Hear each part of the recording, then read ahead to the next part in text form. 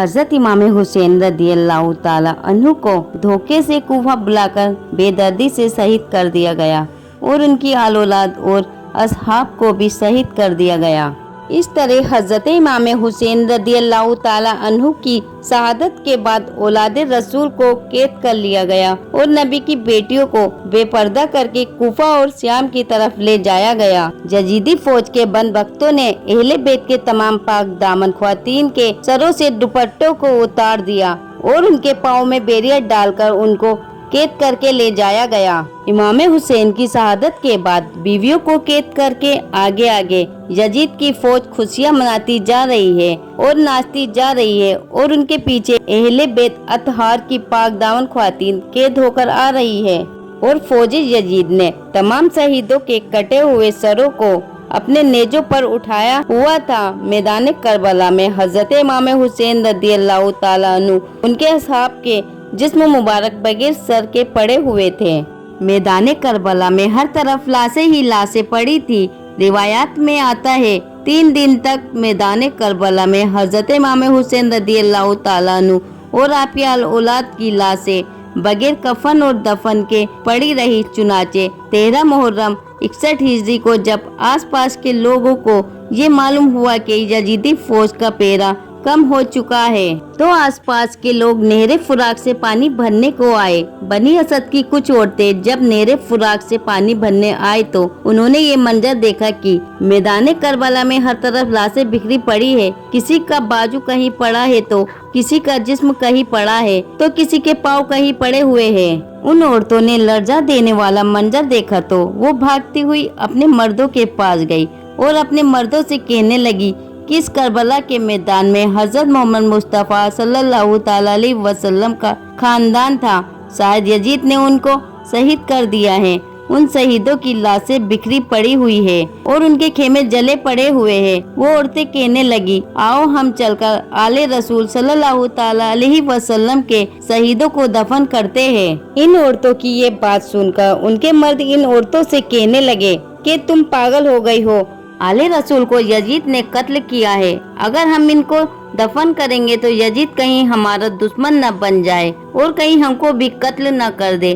तुम इस बात को छोड़ दो, कोई ना कोई आएगा तो उनको दफन कर देगा। अपने मर्दों की ये बात सुनकर वो औरतें अपने मर्दों से कहने लगी कि ताज्जुब है तुम्हारे ईमान पर, तुम लोग रसूलुल्लाह सल्लल्लाहु ताला अलैहि वसल्लम का कलमा पढ़ते हो और उनकी आल औलाद से ये मोहब्बत रखते हो।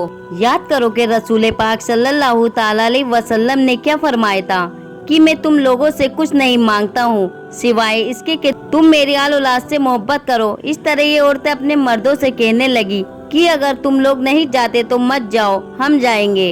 हजूर पाक सल्लल्लाहु ताला अलैहि वसल्लम और आल औलाद उनके नवासे को दफन करने के लिए बात जब यहाँ तक आन पहुँची तो उन मर्दों में से चंद मर्दों की गैरत जाग उठी और वो अपनी औरतों के साथ मैदान करबला में पहुँचे। जब ये लोग मैदान करबला में पहुँचे तो इस मंजर को देखकर खून के आंसू रोने लगे और सोचने लगे कि इनको कैसे दफन करें। उन्होंने देखा कि मैदान करबला में जितने भी शहीद मौजूद है, किसी के तन पर सर नहीं तो किसी का बाजू नहीं तो किसी के जिस्म के टुकड़े टुकड़े पड़े हुए हैं। ये मंजर देखकर वो हैरान और परेशान हो गए और सोचने लगे कि इनको कैसे दफन किया जाए। फिर उसके बाद उन्होंने ये सोचा कि एक बहुत बड़ी कब्र बनाई जाए और उनके अंदर तमाम शहीदों को एक साथ दफन कर दिया जाए। ये लोग शहीदों को दफन करने के लिए कब्र खोद ही रहे थे कि अचानक से एक घोड़सवार उनके पास आया। ये मंजर देखकर ये लोग सोचने लगे शायद कोई सिपाही है। ये लोग उससे पूछने लगे कि तुम कौन हो? तो घुड़सवार बोलने लगा कि मैं रसूलुल्लाह सल्लल्लाहु ताला अलैहि वसल्लम के नवासे का बेटा जैनुल आबिदीन हूँ। याद है ये वही जैनुल आबिदीन है कि जो हजरत इमाम हुसैन के वो इकलौते बेटे थे जो करबला के इस जंग में शहीद नहीं हुए थे।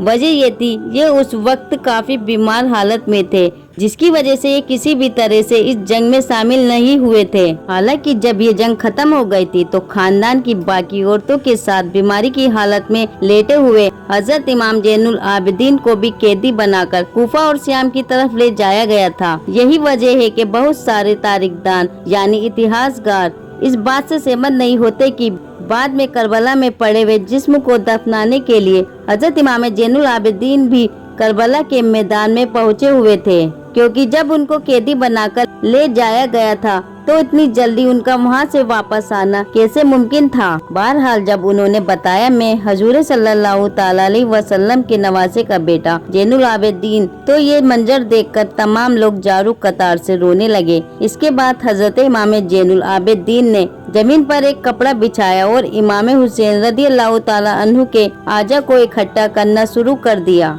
कहीं से इमाम हुसैन रदियल्लाहु ताला अन्हु का हाथ मुबारक मिलता तो कहीं से इमाम हुसैन रदियल्लाहु ताला अन्हु के जिस्म का हिस्सा मिलता। इस तरह हजरत इमाम जैनुल आबिदीन ने हजरत इमाम हुसैन रदियल्लाहु ताला अन्हु के तमाम जिस्म के हिस्से को जमा किया और एक जगह पर इकट्ठा कर लिया। और जब हजरत इमाम जैनुल आबिदीन हजरत इमाम हुसैन रदियल्लाहु ताला अन्हु को दफन करने के लिए मैदान करबला में जमीन को खोदते हैं तो देखते हैं कि एक जगह पर पहले से ही कब्र बनी हुई है। हजरत जैनुल आबिदीन हजरत इमाम हुसैन रदियल्लाहु ताला अन्हु को उस कब्र के अंदर दफना फरमा देते हैं और उनके साथ हजरत इमाम जैनुल आबिदीन अपने भाई अली असगर और अली अकबर को भी दफन कर देते हैं और मैदान करबला में एक कब्र बना देते हैं। दूसरी तरफ जो इन लोगों ने एक बहुत बड़ी कब्र खोदी थी, वहाँ उस करबला में मौजूद तमाम शहीदों को उस कब्र के अंदर दफन कर दिया जाता है। मैदान करबला में मौजूद इस जगह को आज भी गंज शहीदा कहा जाता है। तमाम शोहदाए करबला के जिस्म मुबारक एक साथ दफन किए गए हैं। इस तरह जब तमाम शोहदाए करबला को दफन कर दिया गया तो किसी ने कहा एक शहीद को दफन करना अभी बाकी है, कोई बूढ़े साहबी है, इनको अभी तक तकफील नहीं किया गया है। उस वक्त हजरत इमाम सज्जाद रदियल्लाहु ताला अन्हु रो रो कर फरमाने लगे कि ये हबीब इब्ने मज़ाहिर है।